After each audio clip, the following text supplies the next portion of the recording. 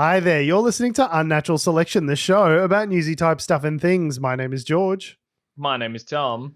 And my name is Adam. And with our powers combined, we are Unnatural Selection. Make sure you visit us at our salubrious home on the web, unnaturalshow.com. Mr. Doreen, a question. Yes. So firstly, in response to last week, insert swear word here, you both. Okay. Because I was not here to defend myself under those circumstances. And for the listeners who may be just tuning in, I encourage you to go back and look at our back catalogue, particularly the episode from last week where I was trash talked behind my back. Now, you'll have to remind me. I will admit. But you'll have to remind me because I remember we slandered you, but I don't remember the exact content of the slander. Do you mind refreshing my memory? I mean, I don't remember it either. Because well, there you go. So obviously you can't be that traumatized about it if you don't fucking remember what we said. I did just impulsively thought, I better bring this up because it was a bit of a. I remember thinking last week when I listened to the show, I was like, these guys are really going for it this week. Like, normally it's a couple of jokes here or there. By the end of it, I was like, I feel a little bit blasted. Is it behind your back if it's recorded and published to the internet? In your name. Like, I think that's pretty much front and center, to be honest. So, oh no, that's right. I said your boyish good looks weren't boyish anymore because you're old. Yeah. Right, I was like, that was it. Yeah. I did. Look at this rippling chest here, George. Look at it. I honestly didn't even mean it to be hurtful. It just came out that way. And then Tom brought it to my attention afterwards. I was like, oh yeah, that was actually kind of extremely mean-spirited what I said. So sorry about that. Top story, news and politics podcast. We talk about the news, but we do try and do it in a funny way so as to avoid defamation litigation. Top story, Dan Andrews has won the Victorian election for the Labor Party, sending Matt Guy back into the realm tear from whence he emerged. I think back to the resigning as the leader to which he emerged. Because I think that happened last time, didn't it? He resigned being like, fuck, well, I can't beat him. I resign as leader. And then they were like, we don't like other Whitey McWhite man that we replaced you with. So Michael O'Brien. Yeah, that's the one. See, he's that forgettable. And then they brought him back, and he lost again, and he's resigning again. So I look forward to Matt Guy's triumphant return in a couple years for the grand third resignation. See, I've done the list of political comebacks, and Matt Guy's already gone through that list. I don't know what happens yet. We need an appendix. Can you do it again? We need a secondary list. Yeah, that's a good point. This is the point where, Adam, if you were a piano teacher, you'd be like, I'm going to refer you on to this other piano teacher I know because you have outstripped my capabilities to teach you. You know, I have nothing left to teach. You have to go on to the next plane of political fuckery. You just got to say, who's the next teacher? Tony Mockbell? Like, what's the next level? I don't understand. The famous gangster who absconded to Lebanon, I want to say, several years ago. Yeah. Well, who's now in prison. He's now in prison. Yeah, caught up with him. You could just be like, get me Roger Stone. I think that's the next person you need in terms of political fuckery. But yeah. So the election was yesterday, the election that was being drummed up constantly as, Victorians they're pissed about their lockdowns, they're so mad, vaccine mandates and all my freedoms, and they're all ready to kick Dan out. All of Victoria hates him, and then they gave him 50 plus seats. 50. It looks like they're on track to win 55 seats.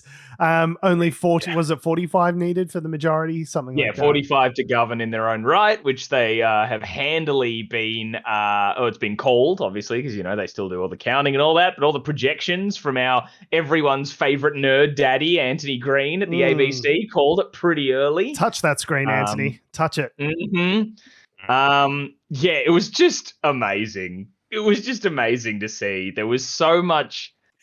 There were polls in the days leading up. Liberal polls. Like 2 weeks before, and they're like, oh, it's neck and neck. I was like, is it? Is it though? I don't know exactly.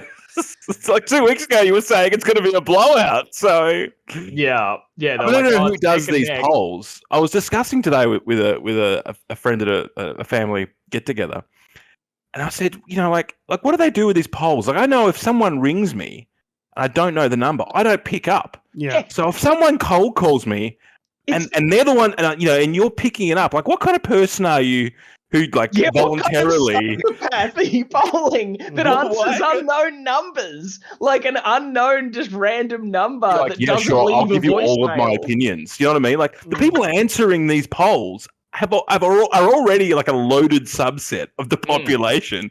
How can it be like an honest opinion? I'd been getting a daily call from a phone number I didn't recognize for, I reckon, the last 2 weeks. And I was just like, just not answering them on that, attitude of, if they're important, they'll leave me a voicemail and I'll call them back. Like, I'm busy right now. And then after a while, I went, fuck it. I'm going to look up who keeps calling me. And it was like, oh, yeah, these are like people doing polling. I'm like, I always complain that I'm like, why am I never the guy polled? And when they're trying to call me every day for a fortnight, I don't answer it. I know we're making jokes, but like in all seriousness, that is one of the key problems with polling at the moment is that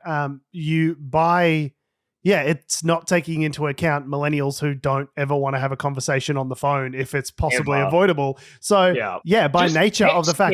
I'll text you my opinions, mate. And there'll be gifts. Just start chew your leg off about how it's the weird. dogs got out. We've texted Tom Heath about what he thinks about Matt Guy, and he's just sent back an eggplant and a clown emoji. I don't really know what that means. But yeah, it's a problem of oversampling, right? You're oversampling.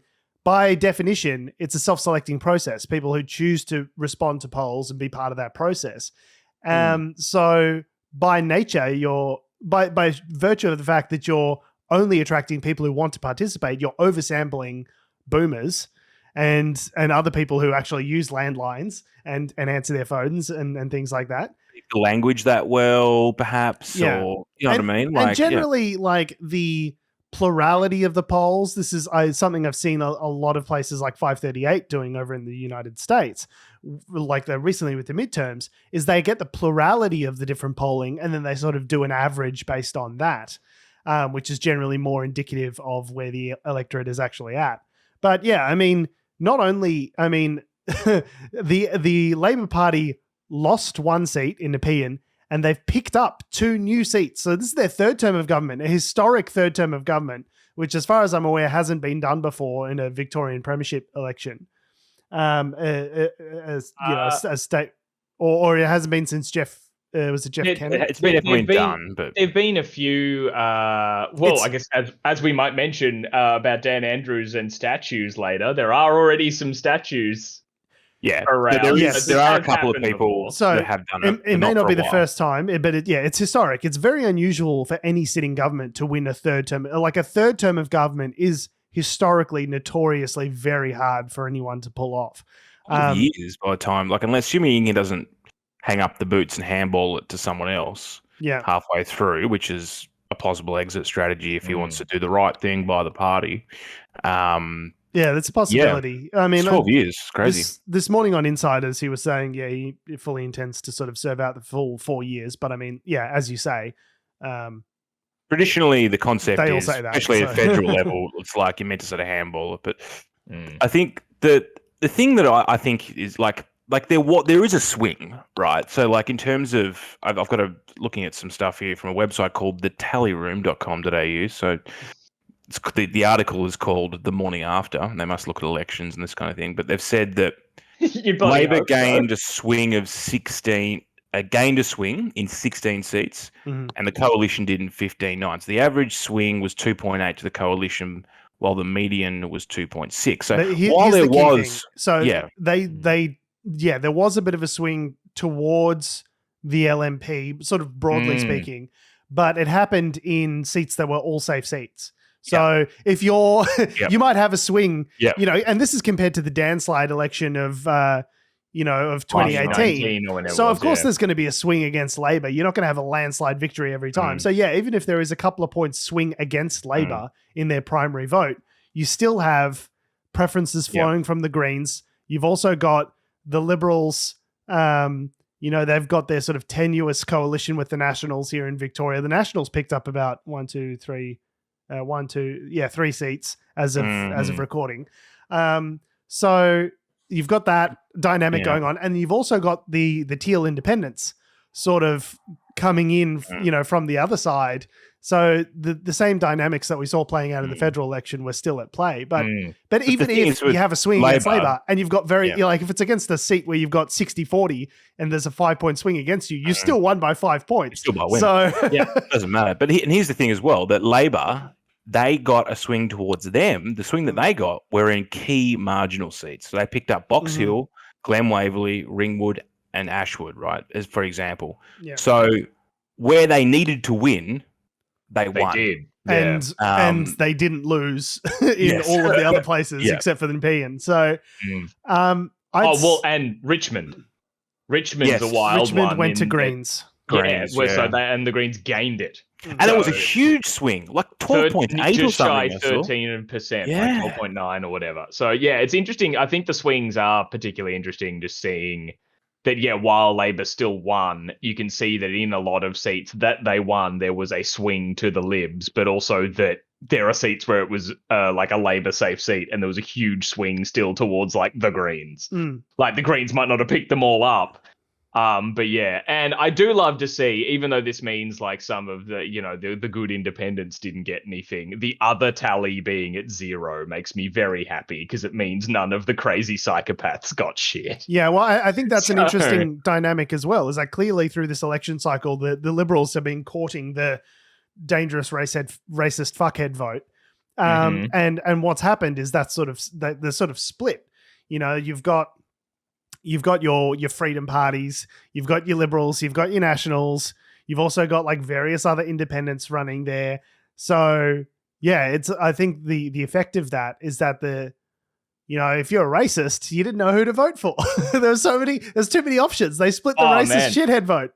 Yeah, when I was line vote was like I just looked at it, and for the first time in my life, not the first time, maybe the second or third time, I voted above the line because I was like, I just don't know who any of these parties are. No, I'm not going to go through and start individually. Then Mr. Preference Whisperer gets to work his magic, Adam. I put it in the Greens, and I hoped.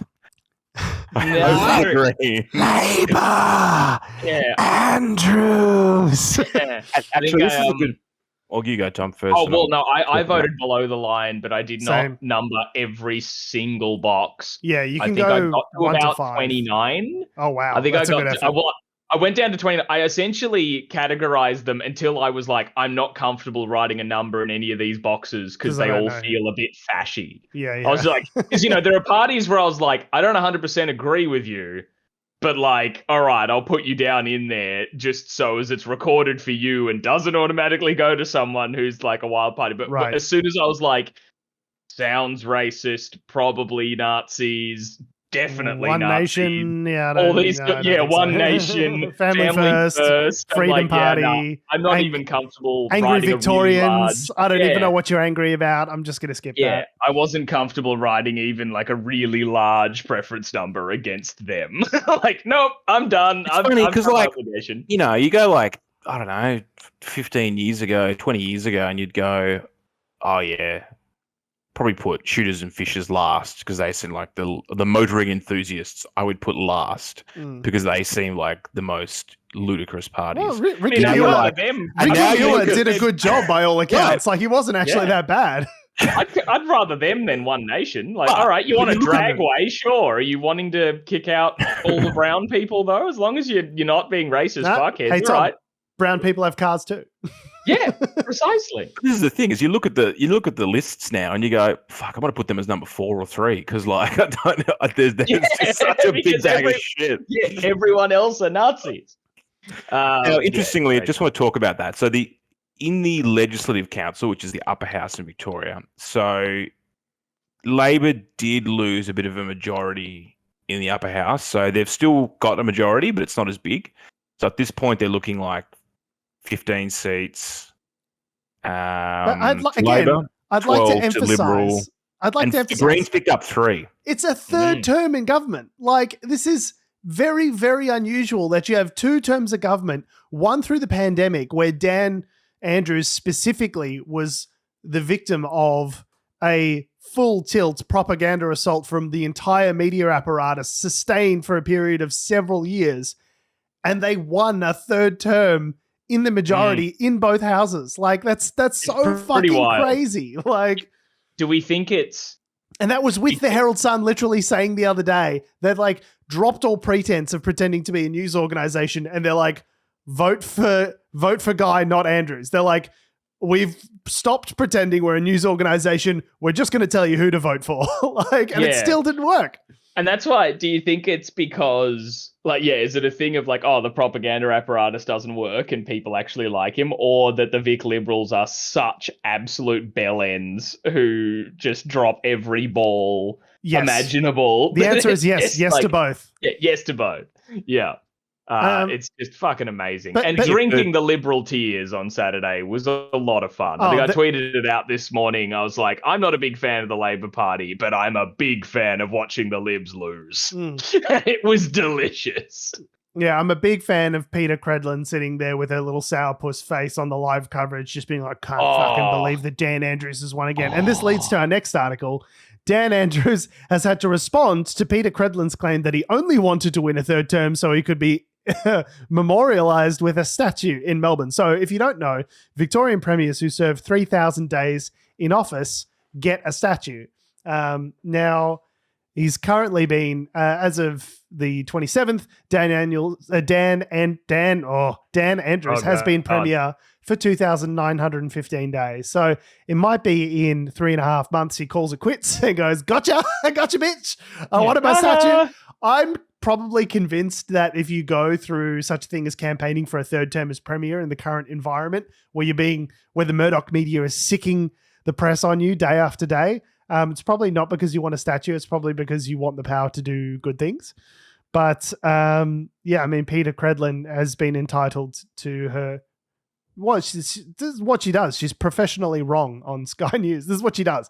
She's professionally paid to be incorrect on Sky News and try and manufacture consent from angry Victorians. But she was chief of staff of Tony Abbott, so she must know what she's talking about, George, because Tony Abbott was a fucking idiot. So who do you think was driving this shit? The high watermark of Australian political life in Australia, Tony Abbott.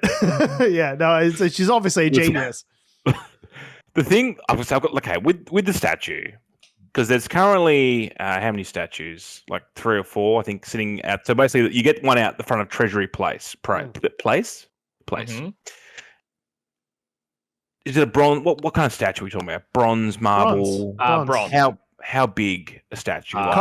Cock in or cock out? Like, are we talking like Michelangelo's David kind of statue? Or do you have? Is there like a designated sculpture artist the government must subcontract to via legislation, or do we just put it out to tender? And who decides like the pose and things like that? Because there's a picture here in an article with them of two of the premiers, Henry Bolte and Albert Dunstan, are sort of there, like looking like they're having a chat, like in a bowler hat and sort of leaning over, like, one of them's talking and all that. So they pose like that. I don't know. Are we going to get like Dan Andrews, like mid-fall on the tiny step or something? Wow. Like what kind of statue are we going to I was going to say, you just get one of those. What the pose is? No, surely it has to be him in front of a podium wearing his North Face jacket announcing another lockdown, surely.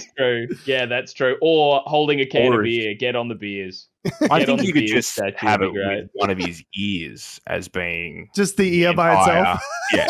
Could we have the ears just comically large on the statue, like looking like the BFG? Just like... Those who have no idea what we're talking about, Dan Andrews has large ears. He has very large ears. Thank you, Adam. I think that was evident.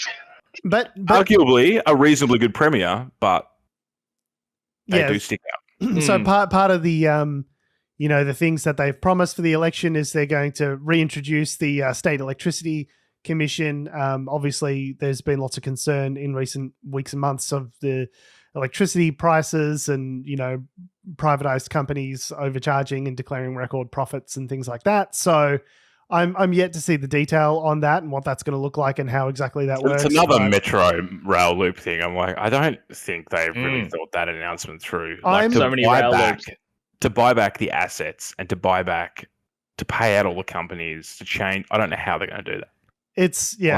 It's so funny that even with Matthew Guy promising one of their key election pledges was like capped $2 a day public transport, even with all of these like big spending initiatives, everyone was just like, Yeah, no, I'm not voting for that fucking guy. Yeah, sure, Jan. No, I don't think so. Yeah, there are other election promises about, they're continuing their level crossing project, and the big build is how it's being, sort of billed as, large sort of infrastructure projects all over Victoria. So yeah, we'll see what they can do about reforming the healthcare system as well. That's been a big problem in since the pandemic. So I personally think it'll be fine, but to your point earlier, Adam, about the issues with the polling, it really does make me, I know we've mentioned the term manufactured consent, which is I believe it was coined by Noam Chomsky, but leading up to the election, I thought, it's probably going to, looking at all the polling, like it's probably going to be tight. Labor's probably going to win. They might govern in the majority, or maybe they'll form a minority government with the Greens, but they'll probably just hang on. And that's absolutely not what's happened. They've actually picked up seats from where they were before. So it just goes to show the extent to which the Murdoch media has really done their damnedest to try and manufacture this consent. They're like, Victorians hate Dan Andrews, and they're, don't let him get away with it. That was one of their big, the Liberals' big campaigning slogans. Don't want to wake up with a Dan Andrews hangover, whatever that means. Whatever the fuck that means. Yeah. You notice they were just like vaguely insulting and very generic kind of statements. Like they did, don't let him get away with it. Don't let him get away with what specific? Like, what are you talking about specifically? Yeah. You kind of like really badly dog whistling. Yes. I guess. And I think the Australian, or the Victorian electorate at least, sort of builds that. I haven't been giving them enough credit for being able to sort of build that into their understanding. Like when people look at the Herald Sun, they know the Herald Sun is biased. Like no one is being, or not no one, but maybe fewer people than I thought are actually looking at something like that and being persuaded. Maybe that kind of like bold-faced, like I'm telling you who to vote for is actually much less persuasive than I thought it was. Less people pick up the paper and automatically read it like they used to. Now you log onto your phone and you get articles sorted and sent to you via an algorithm. Yeah. So, maybe we're entering a phase where the Murdoch media, the mainstream media just isn't as powerful. Well, it's not as powerful and doesn't have as much influence. That's not to say that they're necessarily changing any of their content. I mean, maybe they are, maybe they aren't, but it might just be that it's got a less of an impact, less of a reach, because it's not it's not hitting as broader sphere of not as influential. You know what I mean? Yeah. It's interesting on the panel last night on the ABC, they were talking about the Liberal, former Liberal campaign strategist, whatever his name was, compared it to the Jamestown massacre. I saw that. Jesus Christ. Yeah. It was like, it's a bit of a Jamestown situation here tonight. And I was like, is he and I Googled it. I was like, Jamestown or Jonestown? Jonestown, wasn't it? No, I think it was Jamestown. Jamestown's hang on. There was a massacre at Jamestown as well, but that's the colony in Virginia. Yes. Yeah. Jonestown. There was the Jonestown massacre, which was in America, the cult. And there was the Jamestown massacre, which was the Native American massacre of 1622. Well, they're both massacres, so either one. Both massacres, both in the United States. So either way, the metaphor is still applicable. But and they were talking all about all the commentary from all the Liberal staffers and former staffers and commentators was just like, it's just these demographic problems we've got. It's all about the demographics. And the demographics are changing, and it's not good for the Liberals, and we need to find a way to overcome the demographics. And obviously, David Spears goes back to one of his favorite talking points. Is like, is it time to introduce quotas for women?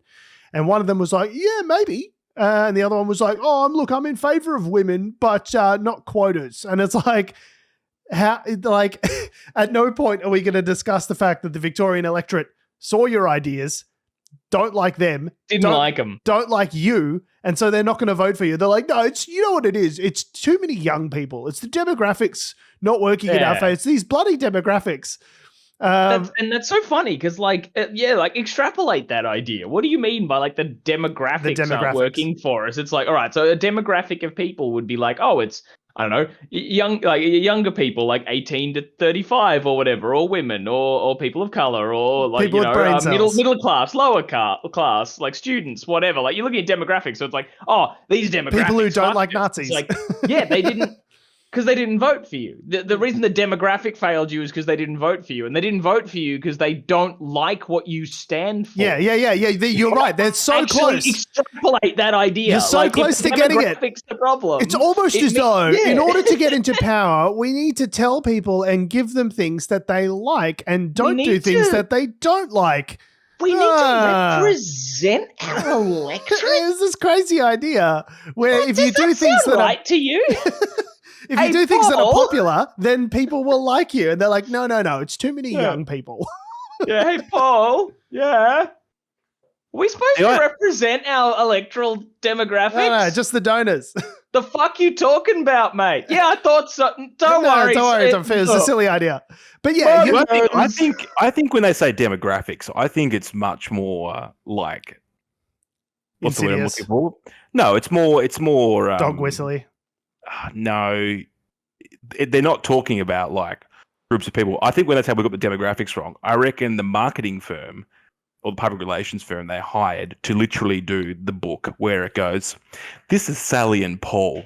They're an upper middle class couple and they hate Dan Andrews and they color it blue and they give them a nice, these are the things that they like. These are their values. I reckon the marketing firm that did that book, and there would have been a book, like this is like grade 1 PR for this kind of thing, right? Sorry, I lost you there. Say again. I lost you there for a second. Sorry. So basically there's normally with this kind of PR marketing shit, you employ a PR or marketing firm and they'll give you a demographic breakdown. A little psychographic. Here's Paul, like, this is Paul the penny pincher. Yeah, exactly. This is Sally and Paul. They're middle class, blah, blah, blah, blah, blah, blah. They like money. These are their values. They believe in the Jewish global banking conspiracy. And then the Liberal Party goes, okay, yeah, very nice. Yep. And then they form their policies based off that. So there's that aspect. The second thing is the people that they get in to do like the people that are lobbying them, right? Basically, the donor class, the donor class, the people that are lobbying them, the people that are in their faces all the time, going yada yada yada yada. Have you know heard what about my Paul business? loves? Yada yada yada. Natural gas extraction and modular nuclear reactors. Yeah. Oh yeah, according to Barnaby, they're talking about it all the time down the pub. This isn't actually about. This isn't about Paul. This is about the person who's pretending to represent Paul. This is the lobbyist that rocks up at the front door of the Liberal Party HQ and goes, I know about 50,000 people, when it's really not 50,000. It's like 10 people out, as you said, in the pub back home. But there's also a rich banker that wants to, invest somehow into this. So therefore, the lobbyist is like, great, I'm getting paid, $100,000 to spend a couple of hours work on this. They rock up to the Liberal Party, and the Liberal Party goes, yeah, well, these guys are obviously representing a large community, and I think we need to put out more ads about hating Dan Andrews. That's our key pitch point. That's the key. And then by the time you get to the election, they're so far off the fucking track and they've paid $10 million off to all these contractors and marketing people, and the lobbyists have gotten what they want, that they haven't actually listened to anyone. No, they're completely off the reservation, completely disconnected from the votes. This is the thing. It's like, it is, at the end of the day, it is a persuasion game. It's not just like, it's not the case like in America where it's about turning out your electorate and making and suppressing the other people's, the other electorates, the opposition's vote. Voting's compulsory. Because we all have to vote. Like everyone has to vote. Yeah. So at the end of the day, it's a persuasion game. If you engage in extremist rhetoric, people hate extremists. They won't vote for people who just, go negative and attack and kind of like dog whistle Nazism and hate, like convince you that you hate someone who's actually fairly popular. Like that sort of tactic is not going to work. So the only way to engage those people is to persuade them. And so you can't not have done the job of persuading people, not give them what they want, not courted any of these voters, and then turn around and go, can't believe these voters didn't vote for us. The demographics are against us. It's like, well, if young people aren't voting for you, give young people something they want. And the things that young people want, action on climate change, investment, free kinder, investment in the healthcare system, none of those things are represented by your party. So the only way that your party is going to exist going forward as the boomers die off is by speaking to the younger generations and giving them things that they want. And that naturally means, like, and maybe this is the difficulty that they've had, is that you need to espouse values that your party doesn't have, which means you're just going to spend the next couple of election cycles in the wilderness, I guess, because, you haven't upgraded your values for the 21st century. The interesting thing is that, I don't know. So they've got how many seats? How many seats now do the Liberals hold in the lower house? 25 allegedly. 25, yeah. So I heard it was going to be as low as 15 at one point. So 25. That's the current results from the ABC, at least, with nearly 70% counted. Last time I looked at that stat was a while ago, but there was. The risk is if you drain the talent pool right down, then you end up with, when you drain the talent pool right down, you've then got Kimmy Two-Face, who's going to come out as leader, and it's like, it just makes the whole situation worse because you can't actually have an enigmatic leader who's going to somehow unite the populace because it's just, dead shit sitting there sort of just holding up the numbers basically. Picking their nose and putting it in their mouth. The only exception that I think, now I could be wrong here, but I'm wondering, Campbell Newman, he was the Liberal Party, I think he was Liberal Party candidate in Queensland a couple of years ago. And I'm pretty sure he was the leader. Former Premier of Queensland. But but before he became Premier, he wasn't even in Parliament. I could be wrong, but my understanding was he was nominated as leader outside of actually being elected. Of having a seat. Yeah, I could be wrong. Or maybe he got parachuted into a seat as part of someone, right before the election. He'd previously served as the Lord Mayor of Brisbane, so that was his previous political. Yeah, I'm pretty sure he just sort of was. They put him up as leader without actually him being even elected. So I've never seen that. That's probably the only time I've ever seen that happen, I think, as far as I'm aware. I could be wrong, but that's from my recollection of the Queensland election. So unless the Liberals do something like that here in Victoria, if they're allowed to, because there might be slightly different rules between states. Yeah, so you're right. He was elected as member of the Liberal Party, became member of the Liberal National Party of Queensland following the July 2008 merger of the Queensland Liberals and Nationals. And then in March 2011, Newman announced that he would challenge opposition leader John Paul Langbroek for the leadership of the LNP, and he was elected as his successor. So he was still serving as Lord Mayor of Brisbane during that time until the subsequent election in 2012. Yeah, that's crazy. I imagine, not knowing a lot about the scenario, but I imagine the thinking there was okay, we've got a Lord Mayor. He's pretty popular. He can be our front runner. But yeah, you're right. Generally what happens is you're running in a super safe seat. Yeah. And you're a powerful sort of power broker. You come up through the party, and then that's when you become, leader of the opposition or leader of the party. But Southwick, I think, was the current deputy, right? Am I wrong for the Liberals? So what happened is he's got a 0.00 something% margin at the moment, I think, in his seat. Hang on, who? Sorry. So David Southwick, I don't think he's actually. I think he's actually ahead now. Our boy. Yeah, I'm pretty sure he was pretty high up in the Victorian Liberal ranks. Yeah, he's the deputy leader. So in theory, he's next in line, but his margin is so fucking shit. Yeah, 3.7% swing to him is what they've currently got. Okay, well, he previously held it with a margin of 0, but there's been a swing to him. So he's actually gone back. He's probably going to. Yesterday, they were saying that the other guy was Leo Harrell, I think his name is. Yeah, Leo Harrell. Yeah, he was. It was neck and neck for a bit, and I was like, "Fucking what?" I didn't expect that. The seat of Caulfield that they're vying for has never not been a Liberal seat. Yeah. That's why I was for the past 100 years. So that was surprising to see. Also, pretty bananas. That the I think one of the lead actors from Strictly Ballroom is now maybe going to be a member of the Victorian State Parliament. Why not? Pretty wild. From the Baz Luhrmann movie. A tennis player is also now in Parliament. Yeah. So David Pocock in Canberra in the federal election was a former rugby player. Yeah, but David Pocock's awesome, so I don't care about that.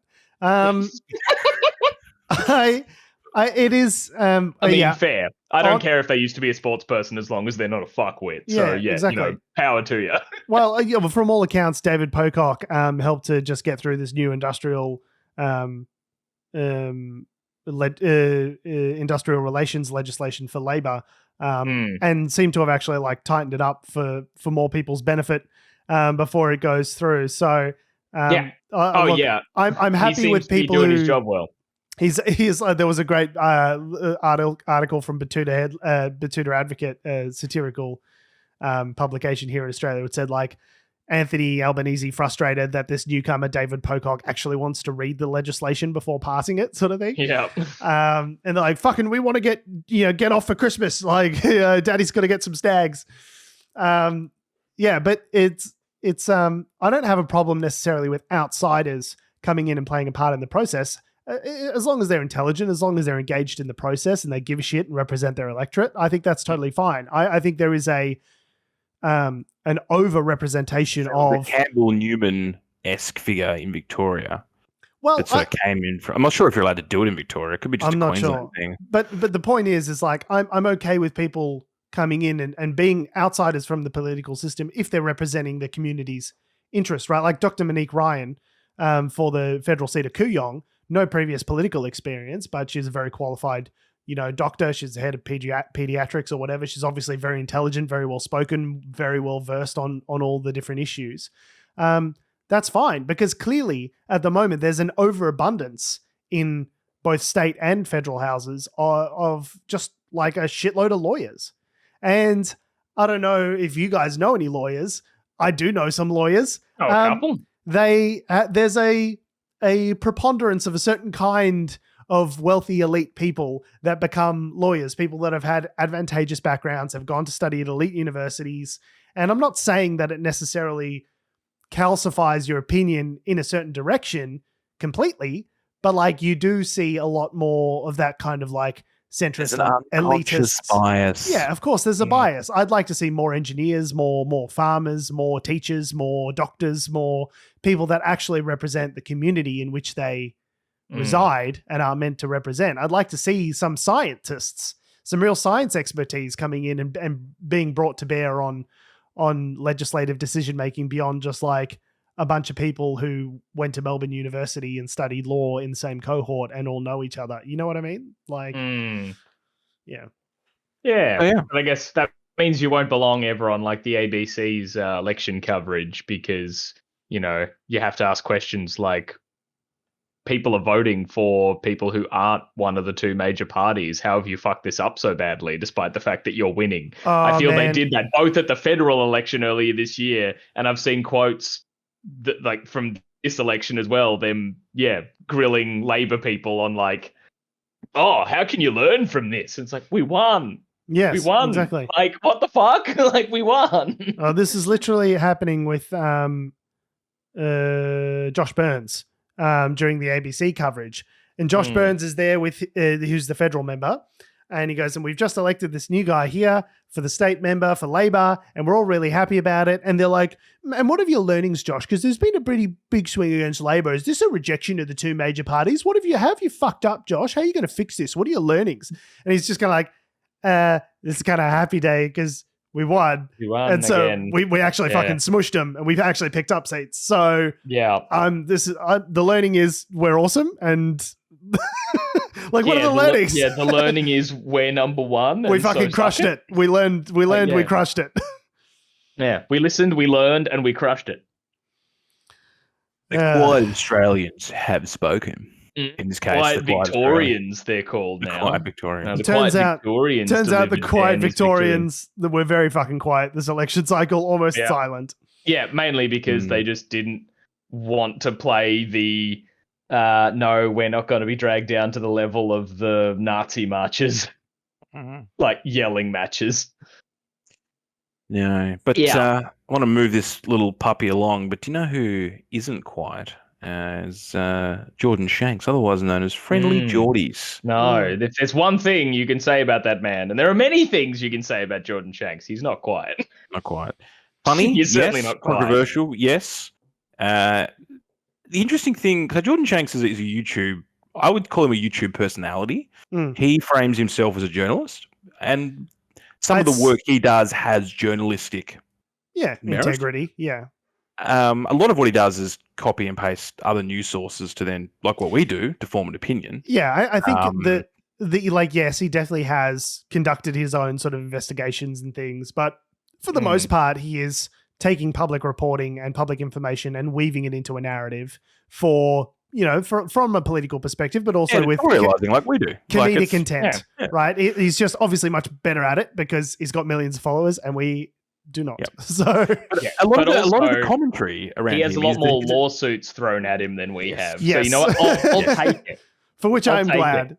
He's also had fire thrown at him, which is what this story is. Thrown at his house. Yes, sorry, yes, that's why I was just extrapolating of things thrown at him. But so his home in Sydney was firebombed recently. Lawyers for Jordan Shanks just made the announcement that his house had been firebombed, that he's safe and everything, like no one was hurt, but that someone set his house on fire, and that's really fucking terrifying and absolutely fucked. Like, I don't like Friendlyjordies that much, but you don't firebomb the guy's house. Yeah, or anyone's house. Second time, allegedly, it's the second time it's happened in a fortnight. The first time they got the wrong house. There was another incident. And there's the extra part that's fucked, right? It's like all the swatting that people do, like because explain swatting. Oh, explains. So, terrible, awful phenomena where people thinking that they're being funny or whatever would try to figure out where internet personalities like live streamers or whatever live, and then call like a SWAT team, like call in a bomb threat or a hostage situation's happening at this address, and then they send a SWAT team over there. Sometimes not even directly, like sometimes it wouldn't be like, say, you call the SWAT team, but you would just post the address that you've found of this person to a person who's known to call in SWAT calls, and there's a chain of bullshit. And there's if you just hop on Google and look up swatting, you'll just find a litany of stories, either of the person being swatted being injured, or that the SWAT team arrives at a different house and they're expecting to walk into a hostage situation. So when some Joe Blow just opens the door when there's like sound outside, gets shot. It's fucking awful. So you think you're being funny, but don't fucking firebomb people. Yeah. So, obviously, one of the big things with Friendlyjordies is that he's pissed a lot of people off. So the litany of, and he had a bit of one of those sort of footpath, roadside interviews with the media scrum that had sort of assembled outside of his house. And he just basically said that it's kind of an interesting little. He used it deliberately to sort of obviously flip it back around on people, but he said there's a list a mile long, and there's a few names that come up in terms of suspects. As he then proceeded to say, like, basically have a go at Barilaro and be like, former New South Wales Deputy Leader John Barilaro. Yes, and the fixated persons unit. He goes, it'd be nice to see if some of these people would be able to go and find some of the fixated people now that are firebombing me. I mean, that was the point that I thought. As soon as I saw this headline, I was like, that sounds like a job for the fixated persons unit to find out whoever firebombed Jordan Shanks. And that's what we call irony. Now, and then he proceeded to then go, fuck you to the media, basically, and walk off. He literally said to them, what a hero. You guys are all joke, and then walked off. I would like to, for the sake of Elon Musk and other people on the internet, I would like to disclaim this joke as parody. As I do it now, this is parody. This is not a real comment and not intended to defame any individuals, past, present, or future. We will be giving $8 to have a blue check, though, to make it look really authentic. Now the joke is: are you ready for the joke? Yes.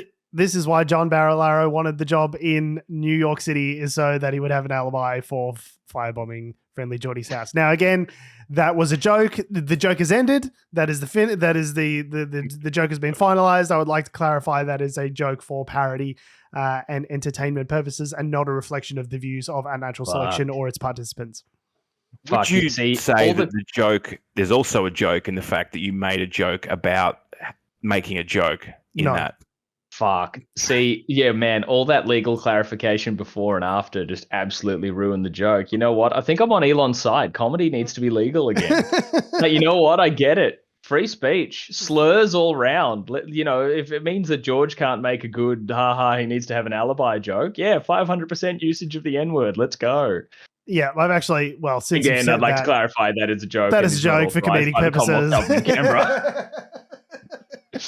But yeah, it's just super fucked that, like, because I know, yeah, as Adam sort of alluded to before, that like Friendlyjordies, Jordan Shanks goes a bit beyond just, you know, kind of like what we do, or just being like a YouTube personality, in that, yeah, there's investigation sort of there, but also it's become a bit of a media figure, like in that, for lack of a better term, new media concept of it, like not being done through newspapers or whatever. Like there's the new media idea of internet commentators, and because, you know, I guess you can start doing journalistic-esque content when you are amassing sources and like getting first-hand information from people and stuff. So like, you know, you might not be a journalist in the traditional sense, but then that, you know, definitions change over time, and like, and that's yet another thing in this world where the technology and the usage of it is outpacing the ethics or rhyme or reason of it all. Yeah. But yeah, he does go that extra step further of being not just an edgelord, but also like doing has some journalistic relevance. Yeah. In the world, and it's terrifying to think, and it's just terrifying to see that kind of, like, I would argue, politically motivated violence thrown against him. Like, I know I've been the one to be like, wouldn't it be great if like the justices who voted against abortion just got dragged out into the street and beaten kind of guy before, but also like politically motivated violence is also a terrible, terrible thing. Yes. But you see, Shanks hasn't single-handedly like removed the rights of women. So I haven't seen anyone firebomb Avi Yemeni. I mean, I know Avi Yemeni isn't a particularly, he's a right-wing commentator, less a comedian, more of a commentator, shall we say. True. Professional. But also, I think just living as Avi Yemeni is probably like suffering enough. Punishment enough, I should think. Yeah, I don't know if he's had any violence against him, but I know he walks around with security sometimes. So yeah, he would claim that he has. I don't know whether or not he has, but he would probably, if you asked him, he'd say, "Oh yeah, 100%." But you know, he said it, so I don't know if you should trust it. It goes to show that for all this talk of fucking Antifa and the radical left and all this sort of shit, the political violence that's actually being perpetrated in Australia, in the United States, is primarily from far right wing white nationalist hate groups. It's not from, I tell you what, the socialists aren't that fucking organized. Let me tell you what. As for all the yelling that like, alt-right edgelords have about like women with blue hair and Brunswick cuts, you're not seeing those people firebombing houses. The danger is not coming from that side at all. It's probably, I mean, I'd want to, if I can, probably throw the rundown out a little bit, and not throw the rundown out, but like move something up in the rundown. So I think it's an interesting segue with Danny Lim, also in New South Wales. Yep, staying in Sydney. Danny Lim is, for people who don't know him, so he's an elderly man who is regularly seen in Sydney protesting at various areas around the city. Basically, no one really knows a whole lot about what he protests about. He's one of these guys that some people have called a serial protester. Why would you protest cereal? Cereal's delicious. Cereal's delicious. Maybe they hate the podcast. Some people regard him as a cheeky larrikin. Some people regard him as a nuisance. But he's generally well-liked in the community, and he's always peaceful. He might be a bit loud sometimes, but he's not doing anything. Well, you've earned the right, as like, if you can afford to go out there and hang out and protest every day, if you've got the financial means to do that, like that is civic engagement. Like that's called living in a democracy, is allowing people to have their voices heard. Like all the people that talk about free speech, it's not about saying the N-word on Twitter as much as you want. It's about being able to voice your discomfort or your disagreement in a public forum without the threat of violence, without the threat of arrest. That is what free speech is. And this is what's being exercised by Danny Lim. So tell us what happened to him, Adam. He was protesting in the Queen Victoria building in the Sydney CBD, and he'd been basically security of that building called in to police saying you need to come and arrest him. He's trespassing or whatever. And the protesting, I think the context of like as in what this protest looked like. He had a sandwich board that, from how I read it, is it says "smile cunt, why cunt," but it's spelt cunt is spelt CVN apostrophe T, just to like I guess get around, just like you kind of think twice Public about it, profanity, like whatever, like yeah, public profanity, etc. Which he's been pulled up on before having that sign. He was fined for wearing it at after being arrested for doing a similar protest, but the magistrate at the time did rule that the sign was cheeky but not criminally offensive. So the kind of protest he was doing has a previous precedent of not breaching any public indecency rules. Anyway, yeah, sorry, Adam. Sorry, continue. Oh, well, it's interesting you say that because obviously that message probably hasn't filtered down to the cops who have responded. The cops who have responded have then said, you need to leave, and he's gone, no. And then they've had to physically grab him, and then he's obviously resisted. And there's actually a video. They didn't have to. He's doing a lot of heavy lifting. To be clear. Yeah. And there's a video of it where they, obviously he resisted, so they effectively sort of tried to get him on the ground to handcuff him, and in the process he sort of fell face first into the ground. Yeah, they smacked him in the floor. They sort of just fell on top of him, basically. And as a result, he has a brain bleed and has been in hospital for some other injuries as well. Yeah, and it's just it's fucked. Like it's cool. A 78-year-old man is protesting, and they beat the shit out of him. They didn't beat the shit out of him, but they were very well. rough. He's got a brain bleed, so Yeah, he's got a brain bleed. The video you can just see like he sort of. They're trying to force him down, and he sort of loses his footing, but they just sort of fall on top of him, and then sort of handcuff him. This is like classic police overreaction to a thing which did not need a police presence at all. Yeah. Like, I'm sympathetic to the job the police do. Like, it is a dangerous job. You encounter people every day who are not fans of you, and you need to make them do stuff that they don't want to do. Like, I understand it's dangerous and all of that, but like, I don't see the risk that a 78-year-old elderly man with a sign poses. I don't see the danger to public safety. Like, I'm sorry. So the police have referred it. This is their independent review process of this. Oh, yep. Oh, good. Has the independent review process is they just take it and give the review to another station, and then that other station very independent. Reviews. Yeah. Cops assess cops, and cops find cops did nothing wrong. Moving on.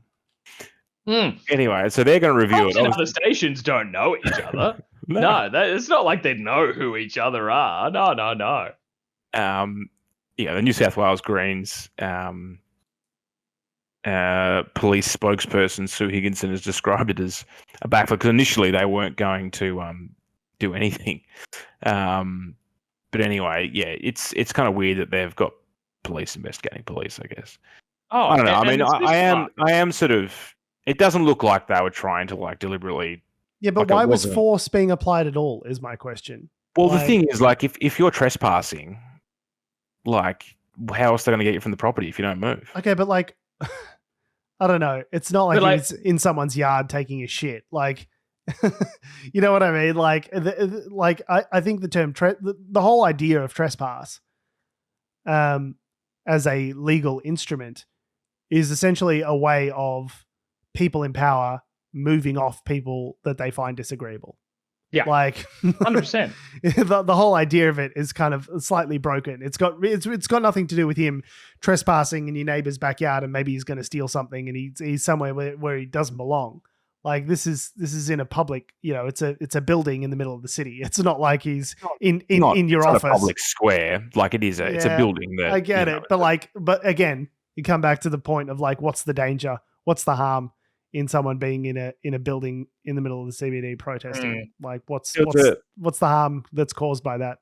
I remember, like, when I was working in the city, might be like 8-7 years ago, prior to the Royal Commission, there was a group of dudes was old. I think he was Greek or something, maybe. Which royal commission? Sorry, the Banking Royal Commission. There was a guy that would be regularly seen sort of on William Street, up and down William Street, screaming at the top of his lungs about having an independent people's bank and holding up photos of his face all smashed in and stuff. And he wanted to basically, we was campaigning for, like a royal commission into banking and also an independent people's credit union kind of thing. But like, he was doing that. Sounds pretty good to me. I mean, in hindsight, Isn't that what the Commonwealth Bank started off as and before they privatized it? Basically, his allegations were that he'd been somehow like mistreated, well, not mistreated, but like bashed up for his opinions / whatever he owed to someone. Anyway, but he was doing that for like 5 years. I felt like by the end of it, it was just like he was doing it because that was his thing. Do you know what I mean? Like, it wasn't necessarily that. But hang on, hope of achieving. No one bashes in the faces of these loud pricks at Fed Square and at Flinders Street Station that are on a megaphone, like yelling about Jesus. You know what I mean? Like, it always seems like there's a different standard applied when the powers that be are being questioned. When it's someone that they find annoying, when it's someone yelling about the end of days, they're just like, oh yeah, well, we all believe in Jesus, so it's fine. Like, you know what I mean? Like, there's a very different standard applied. It's coming at some point. We can all get on the same page as that. Yeah. We know the end of days is coming. We, the giant corporation, are trying to speed up that process. We're trying to bring it about. I'm blowing the horn of Galahor, whatever, and I'm trying to bring about Ragnarok. Good. I don't know. Maybe it's because I just listened to a podcast this week about the beating of Rodney King in the early 90s. But like, there's very few instances, I think, where like the police like physically attacking someone is warranted. Like, I mean, I don't know. It seems like they seem to whip it out just as, that's the threat. The threat if the police are with you to try and move you along and you don't comply, we beat the shit out of you seems to be just the precedent. That seems to be the precedent. Like, right? If you don't move along, we will hit you. We will, or even kill you in a lot of instances. I mean, just fucking look at what happens in America. So... Yeah, and to be clear, they didn't hit him or anything. They just, in trying to get him to the ground, they pretty much like tackled him into the ground. Gave him a brain hemorrhage. Yeah, but like tackling someone onto a solid floor.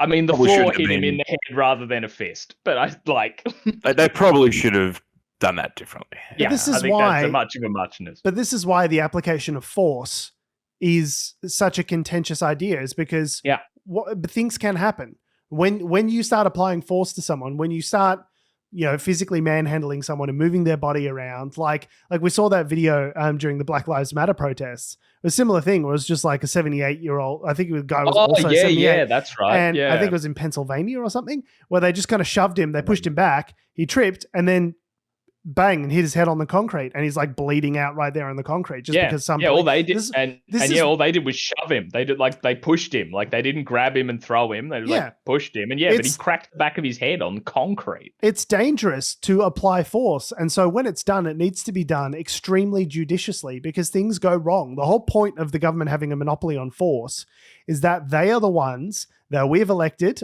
We've elected a government, and they're meant to be our representatives, and they're the ones that are supposed to have the monopoly on force to ensure that it is used judiciously.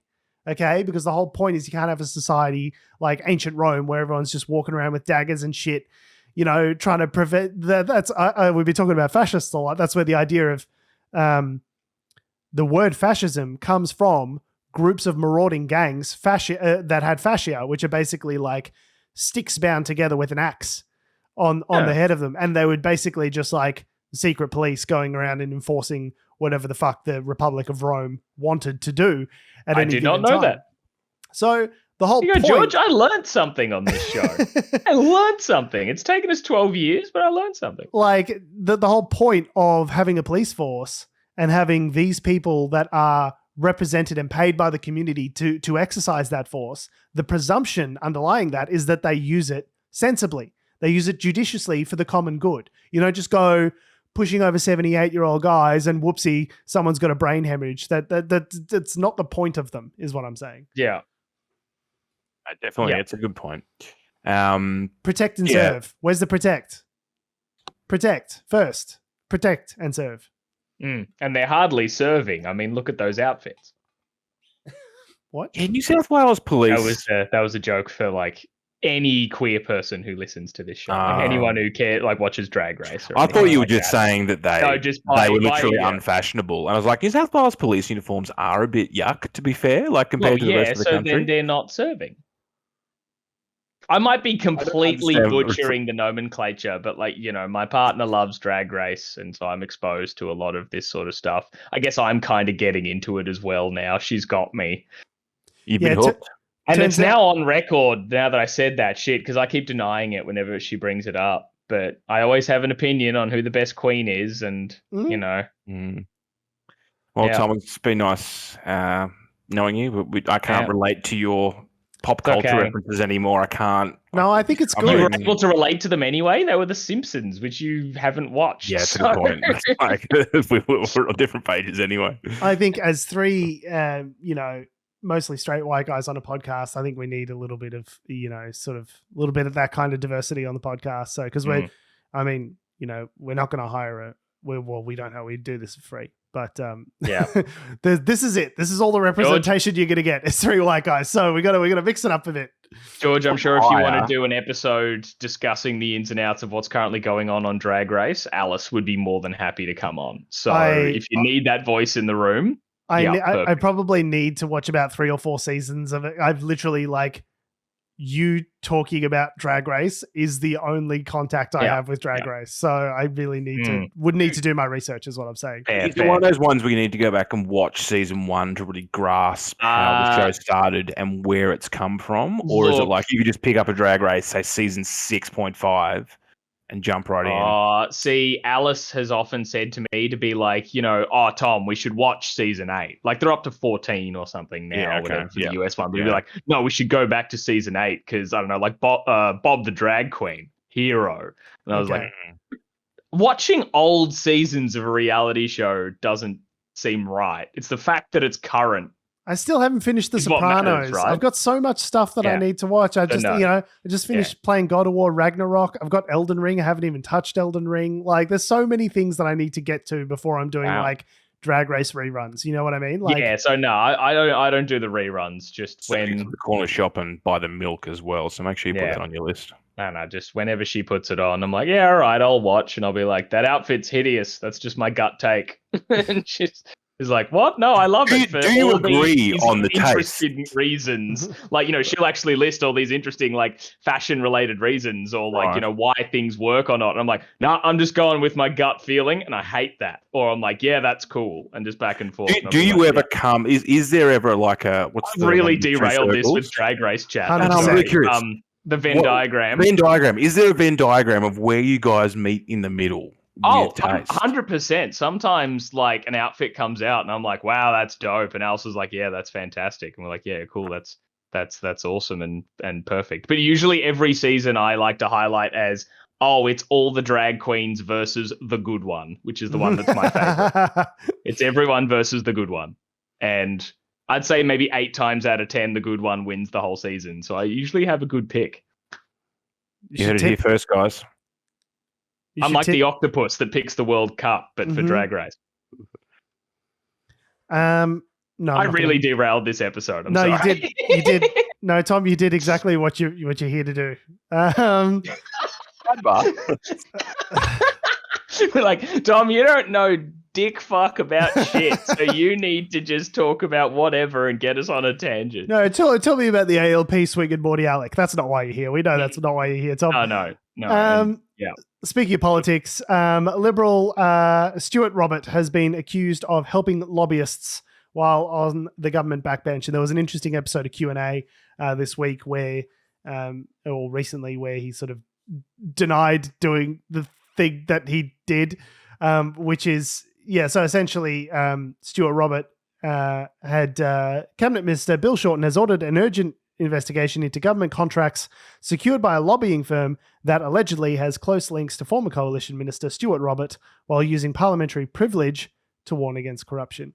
So it suggests that there's some leaked emails published by 9 newspapers that suggest that Mr. Robert, Queensland Liberal MP, secretly gave advice to Synergy 360, the name of the company, in 2017 and 2018 and helped the company meet senior political figures. Now, it is interesting that the time that these emails were leaked covers the time that he was a backbencher and not the time that he was a frontbencher. I'd be curious to see if there are any other emails floating about the place. I'm not saying, Russia, if you're listening, go get me some emails, but I sure would be interested to know what the content of those emails are for the time that he was actually a frontbench minister in the government, rather than just someone behind the scenes on the backbench. But the allegations don't constitute any illegal conduct, and there's no suggestion that Mr. Robert received any payment.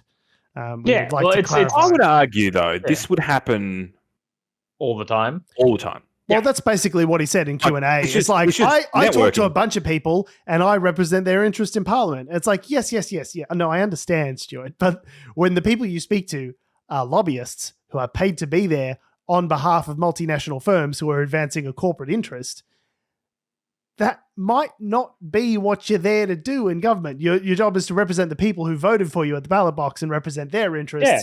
Well, some of those people might work for those companies that are lobbying me. Bobby Coal Miner, who's like, well, I'm really keen for you to speak to this snake oil salesman, Stuart.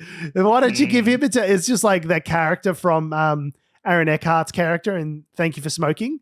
You're like representing the merchants of death. Yeah. Where it's just like, I'm just really keen to have chats with people in government about smoking. It's like, okay, but we know why you're here, right? Like, it's not a secret. You're trying to influence government and the trajectory that governments. I just think lobbying should be illegal, man. I think the whole thing should just circle back to the point that I made before, right? They're not even, the thing is, they are the ones that are getting in front of a lot of these senior political figures. Yeah. And they don't in any way represent the electorate. Well, yeah, and it's just funny just for them to talk about, I meet a bunch of people and, all the time in my position as a politician, introduce people to other people. It's like, yeah, and none of that's illegal, but it's highlighting a bad practice about the system. Yeah. It's the same as what we talked about last week with the preference whisperer. It's like, none of this is against the rules. Yeah. But it's bad. Just because a rule hasn't been written yet to outlaw this doesn't mean it's not a bad thing that you're doing. So, there's legality and there's ethics. And I think it falls afoul of the latter and not the former. Indeed. But yeah, the whole idea is like, he's saying on Q&A, saying like, oh, but like I met with all these people, I meet lots of stakeholders and I didn't do anything. It didn't influence any of my decisions and blah, blah, blah. And it's like, well, first of all, that's probably not true because people are influenced in ways that are conscious and unconscious. And by having the views of a particular subset of people constantly being represented to you, it inevitably influences your decision-making. But number two, if that is the case, that they didn't influence anything, they didn't get their money's worth. That's the whole point of the lobbying industry. That's why these jobs exist. So if it really, truly has not achieved anything, there's someone at a lobbying firm that is not hitting their KPIs. Let me tell you that much. I also just point out here with this firm, Synergy 360. It just sounds like MBA corporate nonsense, doesn't it? It honestly sounds like where it's like one of those videos where it's like, stock footage of like cars fast forwarded and like a skyscraper being built. And it's like synergy, representation, government, building the strategy for the future, family, synergy, 360, give us all your money. You know what I mean? It's like, I just imagine one of those videos. I'm just looking at their website quickly. I don't know whether that's going to pop up or not. But business transformation, strategy, and IT consulting, loyalty, honesty, partnership. Yeah, it's literally exactly what I described. It's a bunch of like middle class white people looking at spreadsheets look at this around a table. That's a stock photo. That's a stock photo. That stock photo is great. That's on Canva. For the listeners, like that stock photo, there are three men who all look the same. They've all got the same haircut, the same kind of like nicely trimmed beard. They're all in grey suits with blue neckties. Two of them are talking to each other. One of them's holding his phone like he's checking texts, but has just been asked to pose for a photo, but the other two haven't. Guys, So, these are all stock photos you can find on Canva. Oh, no, it's all right. This It's all right. Look, they got a woman of color. That's all right. They got one. Moving down. there you This go. is nice. This background's nice. Oh, yeah. This is There's squares here that are popping up. Oh, this. Oh, yeah. Just Bid loading in. development. What does a sourcing square advice. do that's not? It nothing in probably the just square. hasn't loaded in. Oh, You're it not did hiring something. them to build your website. So Yeah, it's a bit slow. Oh, yeah, it's a bit okay. It's because of the maybe rippling science-looking background. That's why. Anyway. Information technology security. But yeah, it reminds me of that company. What was it? Think Garden.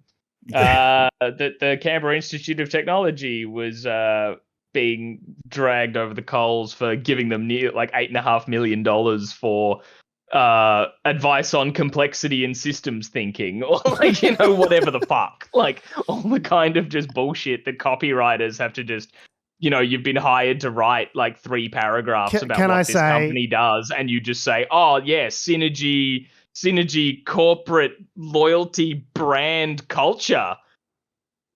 Send. Like, what can you fucking say about these kinds of businesses? I don't know. It's as someone who's in the midst of like finishing my MBA, I'm literally doing a subject. NBA chat. Ding, ding, ding, ding, ding. You drink. Now you drink. But like the subject I'm doing is about business consulting. And yeah, the more I learn about it, the more I kind of get the feeling that it's just like a fake industry. It's just like, is this a real job? Yeah. Like like one of the parts of it was like, okay, how do you provide advice to a client while making it out like you're a subject matter expert whilst not actually being a subject matter expert? And I was like, this doesn't feel, I feel like you should maybe have on staff or consult with a subject matter expert. That should be the answer to the question. But it's like, no. You just got to stay like one lesson ahead of the student, basically, is the advice. So wait, so either the advice, so the advice is stay one lesson ahead of the student, but what you're saying is probably the right thing to do is that you, the consultant, should engage a subject matter expert. With a subject matter expert. Yeah. So you need a consultant.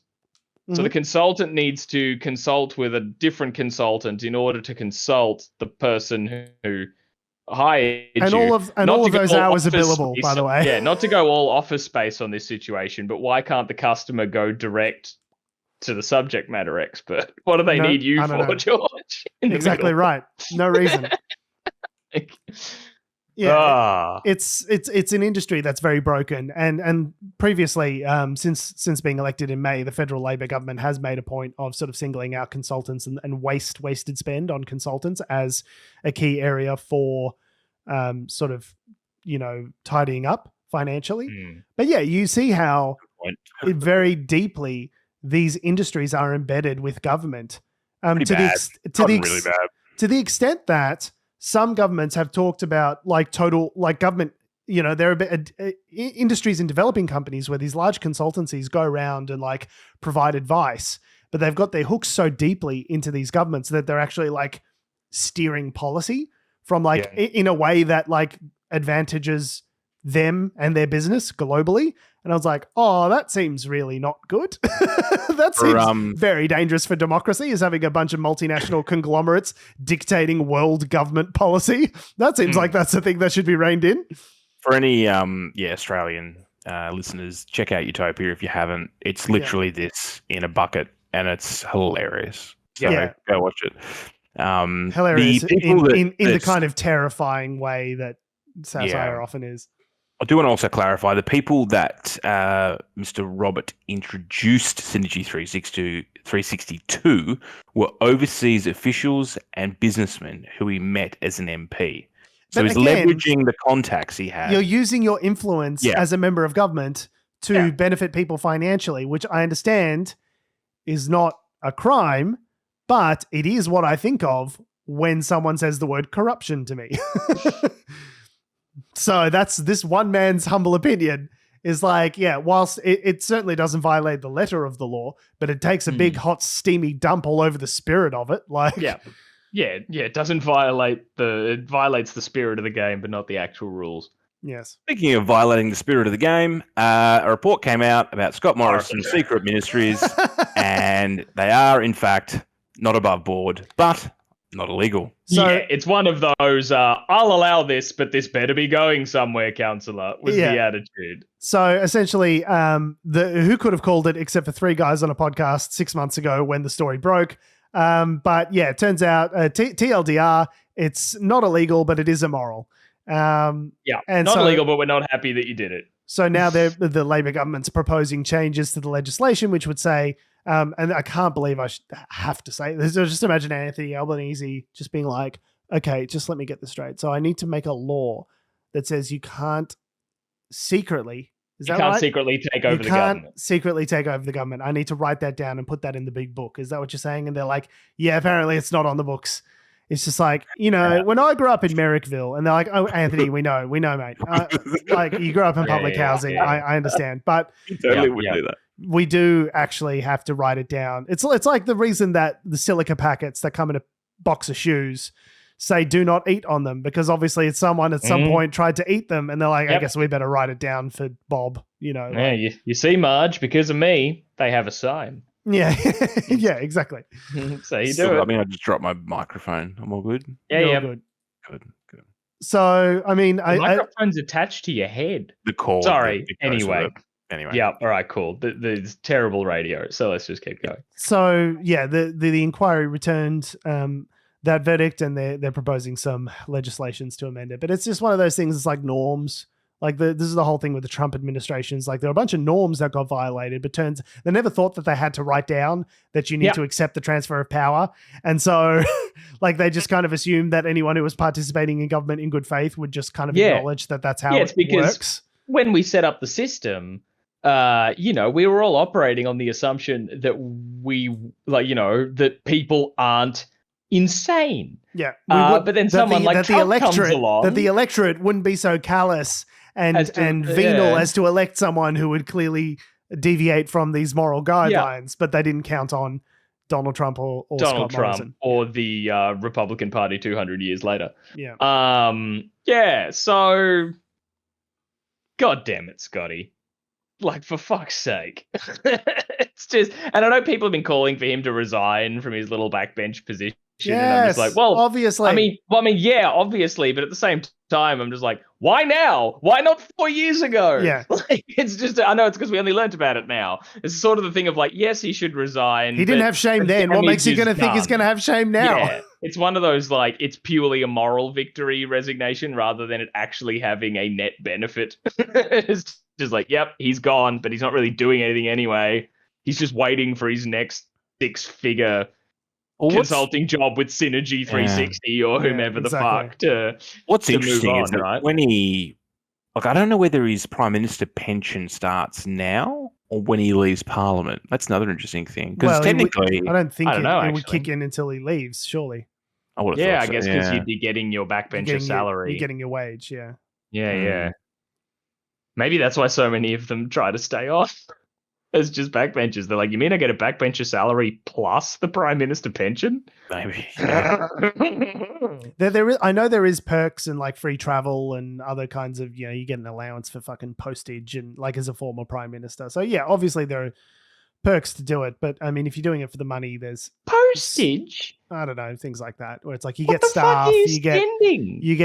there are perks that come along with being a former Prime Minister that you get access to. So. Postage though, because I mean, a lot of things. It's more about the housing allowances. Like, I own this place, but I'm paying myself rent on it every time I stay here. That sort of cooked fucking bullshit is the sort of stuff that politicians often do. But it was really grating to see, just as a huge sidebar here, but when I was at the top of the Sydney Harbour Bridge the other week, I got to have a bit of a flex, yeah. Really, like, you say you climb the Sydney Harbour Bridge, it's really like, while yes, you ascend up to the top, like there's a lot of stairs and there's handrails and stuff. You aren't like scaling it like a bouldering rock climber. Like, you're not free soloing up to the top of the Harbour Bridge. The closest is there are some very, very, very steep ladders that you climb at a couple points, but otherwise it's a lot of stairs and walkways. So it's not as big a flex. But my legs were sore for a week, so I don't know if that's just me not stretching properly or it was actually quite a lot of work. Anyway, while I was up there, could see Kirribilli House, like, the house that all the Liberal prime ministers live in, but, Albo's in the lodge in Canberra at the moment. So, like, fucking I might need to be moving to Sydney soon. Can we just have that? Well, it's vacant. Like, yeah. It's this big, open, like, gorgeous property right on Sydney Harbour. You're not using it. I'll give you $20 for it. Scott Morrison's like, Jenny and I could move back in if no one's... I too would like that particular property. Anyway, nice view from up there. Anywho, fucking hell, Scotty, just resign. Get out of our lives. You sucked. You always sucked. Fuck off into the sun. Where the bloody hell are you? Not in my parliament, hopefully. It is interesting seeing the footage of him, like, during question time and things when all of this is being discussed. The robo-debt's being discussed, the multiple ministries is being discussed, and Scotty's just like, I am absolutely nailing this fucking high score on Tetris on my phone right now. It's just acting as though it's just completely normal, and this is just my normal day-to-day stuff. Could you imagine? Lots of hears in the background. On ya. Yeah, rhubarb. But could you imagine a job where you've been shit-canned for incompetence, and then you just like need to stick around in the background and hear all your colleagues shit talk you for the next 3 years? Like, could you imagine? Absolutely brutal. Humbling. And if there's someone who needs it, it's Scott Morrison. On that Do we note, think he's capable of it though? Of humility? No, I don't think so. No. It's all right. He's just biding his time here before he goes to work for a mega church or something.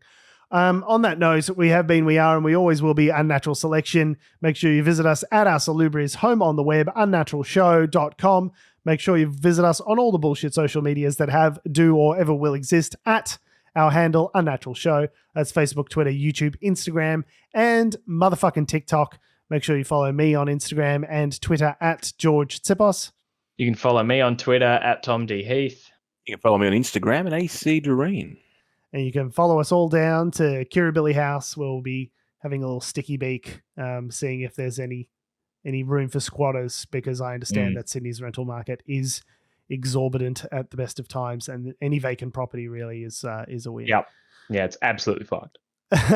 Thanks for listening, guys. We love your faces, and we shall see you next week. I think Kirribilli's got like an alfresco. Oh, it's absolutely got an alfresco dining area, as well as slate marble floors, heated flooring. Like I would just take the alfresco. You know what I mean? Like you can just have the rest of the live house. on the alfresco deck. On the alfresco. Yeah. The whole thing's probably bigger than the apartment. So probably, yeah.